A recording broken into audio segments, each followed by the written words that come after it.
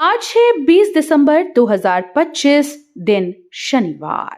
नमस्कार, दिल्ली न्यूज में आपका बहुत बहुत स्वागत है। चलिए देखते हैं आज की 25 फटाफट काम की और महत्वपूर्ण बड़ी खबरों को। पर इससे पहले वीडियो को लाइक करना बिल्कुल न भूलें।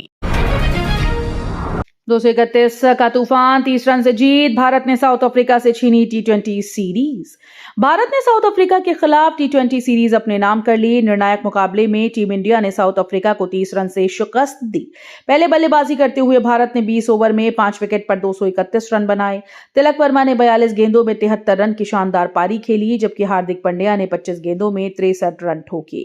जवाब में साउथ अफ्रीका की टीम 20 ओवर में 201 रन ही बना सकी। भारत की जीत में वरुण चक्रवर्ती ने 4 विकेट अहम लेकर भूमिका निभाई। दिल्ली में कड़ाके की ठंड और घना कोहरा, विजिबिलिटी बेहद कम। दिल्ली एनसीआर में प्रचंड ठंड और घना कोहरा लोगों की परेशानी बढ़ा रहा है। मौसम विभाग ने येलो अलर्ट जारी किया और चेताया कि 21 व 22 दिसंबर को भी डेंस फॉग की संभावना है। गुरुवार को राजधानी में सर्दी का सबसे ठंडा दिन रिकॉर्ड किया गया। अधिकतम तापमान सिर्फ 20.1 डिग्री सेल्सियस रहा। दिल्ली में कोहरा और स्मॉग, AQI 450 के पास, 160 उड़ानें रद्द। दिल्ली में घने कोहरे और स्मॉग के कारण राजधानी में विजिबिलिटी बेहद कम हो गई। शुक्रवार को दिल्ली एयरपोर्ट पर करीब 160 उड़ानें रद्द हुई और अधिकांश देरी से चली। एयरलाइंस और एयरपोर्ट प्रशासन ने सुरक्षा सर्वोच्च प्राथमिकता बताते हुए CAT-3 प्रोटोकॉल लागू किया। वहीं शहर में हवा की गुणवत्ता फिर खराब हुई। AQI लगभग 450 तक पहुंचा। राहगीरों ने आंखों में जलन, सांस लेने में कठिनाई और सिरदर्द की शिकायत की। अतिथि शिक्षकों के लिए सख्ती, रोजाना हाजिरी अनिवार्य। राजधानी के सरकारी स्कूल में तैनात अतिथि शिक्षकों को अब रोजाना हाजिरी लगानी होगी। शिक्षा विभाग ने हाजिरी न लगाने की शिकायतों को गंभीरता से लेते हुए सभी स्कूल को सख्त निर्देश जारी कर दिए हैं। विभाग का कहना है कि नियमित हाजिरी न होने से रिकॉर्ड संधारण, वेतन भुगतान और शिक्षकों की तैनाती की निगरानी में परेशानी आ रही है। दिल्ली में नो PUC नो फ्यूल का सख्त असर, 2800 गाड़ियों को नहीं मिला ईंधन। दिल्ली में प्रदूषण कम करने के लिए शुरू किए गए नो PUC नो फ्यूल अभियान का असर पहले ही दिन साफ नजर आया। बिना वैध PUC सर्टिफिकेट वाली करीब 2800 गाड़ियों को पेट्रोल पंपों से ईंधन नहीं दिया गया। परिवहन विभाग और ट्रैफिक पुलिस की संयुक्त कार्रवाई में 3746 वाहनों के चालान भी काटे गए। अभियान के बाद PUC बनवाने वालों की संख्या में 75% से ज्यादा बढ़ोतरी दर्ज की गई। दिल्ली के इन इलाकों में 2 दिन पानी की आपूर्ति प्रभावित, DJB ने जारी किया अलर्ट। दिल्ली जल बोर्ड ने शहर के कई इलाकों में पानी की आपूर्ति में रुकावट का अलर्ट जारी कर दिया है। पालम के नागल फ्लाईओवर और सागरपुर के पंखा रोड में 1000 mm डायमीटर वाली मेन पाइपलाइन पर तकनीकी काम किया जाएगा। इस वजह से Delhi Cantt, Sagarpur, Durga Park, RK Puram, Moti Bagh, Vasant Vihar और अन्य इलाकों में पानी की सप्लाई कम प्रेशर या बंद रहेगी। दिल्ली में लागू होगी स्वामित्व योजना, अब गांव की जमीन का डिजिटल रिकॉर्ड होगा। दिल्ली सरकार ने ग्रामीण क्षेत्रों में स्वामित्व योजना लागू की। अब आबादी देह की जमीन का व्यापक डिजिटल सर्वेक्षण होगा, जिसमें ड्रोन सर्वे और मैदानी सत्यापन शामिल है। इसके तहत प्रत्येक प्लॉट का सटीक रिकॉर्ड तैयार किया जाएगा और प्रॉपर्टी कार्ड जारी होगा, जो ग्रामीणों के लिए वैधानिक स्वामित्व का प्रमाण होगा। DU एग्जाम में अनियमितताओं पर भड़की ABVP, एग्जामिनेशन ब्लॉक का घेराव। दिल्ली विश्वविद्यालय में परीक्षा व्यवस्था की अनियमितताओं के खिलाफ ABVP ने जोरदार प्रदर्शन किया। आज फैकल्टी से एग्जामिनेशन ब्लॉक तक मार्च निकालकर छात्रों ने प्रश्न पत्र देरी, सिलेबस से बाहर सवाल और गलत अनुवाद का आरोप लगाया है। छात्रों का कहना है कि विश्वविद्यालय की लापरवाही से उनका भविष्य प्रभावित हो रहा है। निजी बसेस की छत पर मौत का सामान, यात्रियों की जान खतरे में। दिल्ली से चलने वाली कई निजी बसेस की छतों पर भारी और खतरनाक सामान ढोया जा रहा है, जो यात्रियों की जान को खतरे में डाल रहा है। नियमों के अनुसार बसेस की छत पर कैरियर पूरी तरह से प्रतिबंधित हैं, फिर भी निजी बस ऑपरेटर खुलेआम उल्लंघन कर रहे हैं। विशेषज्ञों का कहना है कि इससे हादसे, आग और पलटने का खतरा हो सकता है। दिल्ली मेडिकल काउंसिल में गड़बड़ी और चुनाव, स्पेशल ऑडिट के आदेश। दिल्ली मेडिकल काउंसिल में वित्तीय अनियमितताओं के आरोपों के बाद दिल्ली सरकार ने सख्त रुख अपनाया है। तत्कालीन रजिस्ट्रार डॉक्टर गिरीश त्यागी के खिलाफ स्पेशल ऑडिट के आदेश दिए गए और अवैध रूप से लिए गए धन की वसूली के निर्देश जारी किए गए। इसके लिए 3 सदस्यीय ऑडिट टीम बनाई गई, जो 30 दिन में जांच पूरी करेगी। इसी बीच DMC की लंबी चुनाव प्रक्रिया को लेकर नए डॉक्टर्स का रजिस्ट्रेशन शुरू हो गया है। रेलवे की अनोखी पहल, स्टेशन पर ही मिलेगा बुक फेयर का अनुभव। यात्रियों के सफर को खास बनाने के लिए एनसीआरटीसी ने अनोखी पहल की। आनंद विहार नमो भारत स्टेशन पर स्टोरी बॉक्स नाम से बुक फेयर का आयोजन किया गया है, जहां यात्री मोबाइल की जगह किताबों में समय बिता रहे हैं। ये बुक फेयर सुबह 10 से रात 10 बजे तक 21 दिसंबर तक चलेगा। फिक्शन, नॉन फिक्शन, बच्चों की किताबों के साथ मीट एंड ग्रीट सेशन भी आरक्षण का केंद्र है। दिल्ली के स्कूल्स में लगेगा साफ हवा का इंतजाम, 10,000 क्लासरूम में एयर प्यूरिफायर। दिल्ली सरकार ने छात्रों को साफ हवा देने की दिशा में बड़ा कदम उठाया। शिक्षा मंत्री आशीष सूद ने ऐलान किया कि सरकारी स्कूल के पहले चरण में 10,000 क्लासरूम में एयर प्यूरिफायर लगाए जाएंगे। उन्होंने कहा कि प्रदूषण से निपटने के लिए सरकार दीर्घकालिक प्रशासनिक उपायों पर काम कर रही है। मंत्री ने जोर दिया कि बच्चों को बेहतर शिक्षा के साथ स्वच्छ हवा मिलना जरूरी है। नए साल से दिल्ली में लॉन्च होगी भारत टैक्सी।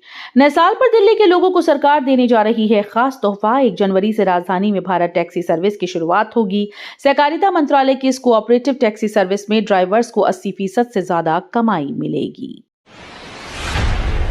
कभी दुनिया का सबसे प्रदूषित शहर था बीजिंग, आज है स्मॉग फ्री। दिल्ली एनसीआर में बढ़ते प्रदूषण के बीच बीजिंग मॉडल की चर्चा तेज हो गई है। कभी दिल्ली से भी ज्यादा प्रदूषित रहा बीजिंग आज साफ हवा के लिए मिसाल बन चुका है। चीन ने सख्त कानून, गाड़ियों पर नियंत्रण, इलेक्ट्रिक मोबिलिटी, बड़े मेट्रो नेटवर्क और ग्रीन बेल्ट विकसित कर स्मॉग पर काबू पाया। विशेषज्ञों का कहना है कि दिल्ली में भी कचरा जलाने पर रोक, धूल नियंत्रण, वाहन प्रतिबंध और क्षेत्रीय स्तर पर एक जैसे नियम लागू कर बीजिंग मॉडल के कुछ कदम अपनाए जा सकते हैं। दिल्ली की सीएम रेखा गुप्ता ने सालासर बालाजी में किए दर्शन और पूजा। दिल्ली की मुख्यमंत्री रेखा गुप्ता कल शेखावाटी के धार्मिक दौरे पर रहीं। उन्होंने सबसे पहले चुरू के सालासर बालाजी में पति मनीष गुप्ता के साथ दर्शन और पूजा अर्चना की। मंदिर के पुजारी मांगीलाल पुजारी और अन्य ने उनका स्वागत किया। इसके बाद वे सीकर के खाटू धाम पहुंची, जहां मंदिर कमेटी के मंत्री मानवेंद्र सिंह चौहान ने पूजा कराई। संसद की सीढ़ियों पर टीएमसी सांसदों का 12 घंटे का धरना, वीबीजी रामजी बिल के खिलाफ विरोध। संसद के शीतकालीन सत्र के अंतिम दिन टीएमसी सांसदों ने वीबीजी रामजी बिल के पास होने के विरोध में आधी रात से धरना दिया। महात्मा गांधी के अपमान का आरोप लगाते हुए सांसद पुरानी संसद भवन की सीढ़ियों पर कंबल ओढ़कर बैठे रहे। राज्यसभा में विपक्ष ने बिल की प्रतियां फाड़ी और नारे लगाए, फिर वॉकआउट किया। Lal Qila blast case. दिल्ली के पटियाला हाउस कोर्ट ने लाल किला ब्लास्ट मामले के आरोपियों शोएब अली और डॉक्टर नासिर बिलाल मल्ला की एनआईए हिरासत 26 दिसंबर तक बढ़ा दी। शोएब पर आरोप है कि उसने आत्मघाती हमलावर उमर उन नबी को पनाह दी थी। एनआईए अब तक इस मामले में 9 आरोपियों को गिरफ्तार कर पूछताछ कर रही है। इसमें दानिश उर्फ जसीर बिलाल वानी की भूमिका भी सामने आई, जिसने ड्रोन तकनीक में बदलाव और कार बम विस्फोट की तैयारी में भाग लिया था। दिल्ली के लोकनायक अस्पताल में कुत्तों को खाना खिलाना अब प्रतिबंधित। दिल्ली सरकार के लोकनायक अस्पताल ने आवारा कुत्तों को खाना खिलाने पर सख्त रोक लगा दी है। मेडिकल डायरेक्टर और अस्पताल प्रशासन ने आदेश जारी किया कि किसी भी व्यक्ति को अस्पताल परिसर में कुत्तों को खाना न खिलाने की अनुमति नहीं है। जो भी इस आदेश का उल्लंघन करेगा, उसके खिलाफ सुप्रीम कोर्ट के निर्देशानुसार कार्रवाई होगी। ये कदम आवारा कुत्तों से होने वाले खतरे और रेबीज संक्रमण को रोकने के लिए उठाया गया है। गाजीपुर लैंडफिल पर आग से हड़कंप, धुएं से सांस लेना मुश्किल। दिल्ली के गाजीपुर लैंडफिल साइट से उड़ते धुएं ने एक बार फिर से लोगों की मुश्किलें बढ़ा दी। स्थानीय लोगों का कहना है कि आग लगने के बाद काले धुएं से आंखों में जलन और सांस लेने में दिक्कत हो रही है। दृश्यता कम होने से सड़कों पर भी परेशानी देखी गई। मौके पर दमकल विभाग आग बुझाने में जुटा है। वहीं दिल्ली नगर निगम ने आग की घटना से इनकार करते हुए इसे अफवाह बताया। केंद्र सरकार ने किया सुशासन सप्ताह का शुभारंभ। केंद्र सरकार ने शुक्रवार को सुशासन सप्ताह की शुरुआत की, जिसका उद्देश्य आम जनता तक सरकारी सेवाओं की बेहतर पहुंच और शिकायतों का त्वरित समाधान करना है। इस अवसर पर प्रशासनिक सुधार और लोक शिकायत विभाग के सचिव रचना शाह ने प्रशासन गांव की ओर अभियान के दिशा निर्देश जारी किए। अभियान के तहत देश भर में तहसील, ब्लॉक और पंचायत स्तर पर विशेष शिविर लगाए जाएंगे, जहां अधिकारी और नागरिक आमने सामने संवाद कर समस्याओं का तुरंत समाधान करेंगे। दिल्ली की सड़कों पर बेसहारा पशु, पीडब्ल्यूडी ने जारी की हेल्पलाइन। दिल्ली की सड़कों पर बेसहारा पशुओं से होने वाले हादसों को रोकने के लिए पीडब्ल्यूडी ने नई पहल की। प्रमुख सड़कों पर सूचना बोर्ड लगाए जाएंगे, जिन पर दिल्ली नगर निगम का हेल्पलाइन नंबर 155305 दर्ज होगा। सड़क पर बेसहारा पशु दिखने पर लोग सीधे निगम को सूचना दे सकेंगे। रिंग रोड, बाहरी रिंग रोड, मथुरा रोड और रोहतक रोड पर यह व्यवस्था लागू होगी। भारत की चिंता बढ़ी, बांग्लादेश में अल्पसंख्यकों और पत्रकारों पर हमले। बांग्लादेश में हादी की मौत के बाद स्थिति गंभीर हो गई। उनके समर्थकों ने हिंसा फैलाई और हिंदू अल्पसंख्यकों, पत्रकारों और विदेशी मिशनों को निशाना बनाया। ढाका सहित कई इलाकों में प्रदर्शन और तोड़फोड़ हुई। भारत ने सुरक्षा कारणों से बांग्लादेशियों के टूरिस्ट वीजा पर रोक दी, लेकिन मेडिकल वीजा जारी रखा। संसद की विदेश मसलों की समिति ने कहा है कि जटिल और परिवर्तनशील स्थिति है, चुनाव की अनिश्चितता बढ़ी है। नोएडा के स्कूल्स को बम से उड़ाने की धमकी, ईमेल से मचा हड़कंप। दिल्ली एनसीआर में बम धमकियों का सिलसिला जारी है। शुक्रवार सुबह नोएडा के शिव नादर और एमिटी स्कूल को ईमेल के जरिए बम से उड़ाने की धमकी मिली, जिससे हड़कंप मच गया। सुरक्षा के मद्देनजर स्कूल्स को तुरंत खाली कराया गया। पुलिस, बम निरोधक दस्ता और डॉग स्क्वाड ने सघन तलाशी ली, लेकिन कोई संदिग्ध वस्तु नहीं मिली। ऑनलाइन निवेश ठगी गिरोह का भांडाफोड़, 5 आरोपी गिरफ्तार। दिल्ली पुलिस ने ऑनलाइन निवेश के नाम पर ठगी करने वाले एक बड़े साइबर फ्रॉड का गिरोह खुलासा किया। पुलिस ने हरियाणा के हिसार और पंचकुला में छापेमारी कर 5 आरोपियों को गिरफ्तार किया है। आरोपी फर्जी शेयरिंग ग्रुप और सीवेंचरा व वर्चर जैसे नकली ट्रेडिंग ऐप के जरिए मोटे मुनाफे का लालच देते थे। यमुना किनारे असिता पार्क के लॉन अब किराए पर, डीडीए की नई पहल। अगर आप अपने खास कार्यक्रम को यादगार बनाना चाहते हैं तो अब यमुना किनारे बने असिता पार्क के हरे भरे लॉन किराए पर ले सकते हैं। डीडीए ने लॉन बुकिंग की सुविधा शुरू कर दी है, जहां चार्ज 40,000 से 3.3 लाख रुपए तक है। इसके अलावा 2.75 रुपए प्रति वर्ग मीटर सफाई शुल्क लिया जाएगा। किराए में 40 गाड़ियों की पार्किंग शामिल है। शिरडी को CRIF योजना की सौगात, 3 अहम कार्यों को मंजूरी। केंद्र सरकार ने CRIF योजना के तहत महाराष्ट्र के शिरडी संसदीय क्षेत्र में 3 महत्वपूर्ण कार्यों को मंजूरी दे दी है।